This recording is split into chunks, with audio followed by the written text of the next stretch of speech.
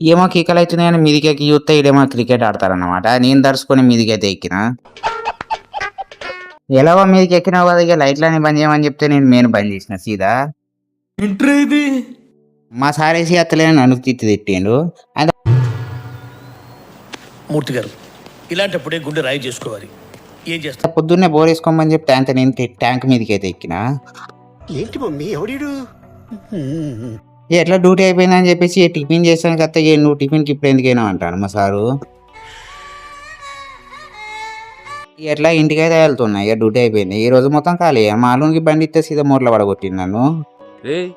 ఏంటిది మాకేంటిది అంటున్నా. ఇక అట్లా మా అమ్మ కొన్ని ఏమన్నా ఆయన కొన్ని తీసుకొచ్చిన కొన్ని కథం చేసిన. ఆయనతో మా అల్లుడు బయటకు వదామన్నాడు. ఆయనతో సీదా చొప్ప ఆయనకు పట్టుకొని వచ్చింది. ఎందుకని అంటే కటింగ్ వేయించుకుంటా అన్నాడు. అరే ఏంట్రా ఇది? కటింగ్ వేయించుకొని కటింగ్ ఉన్నది ఇట్టిండు, కంటికి మంచిగా తీయలేదని.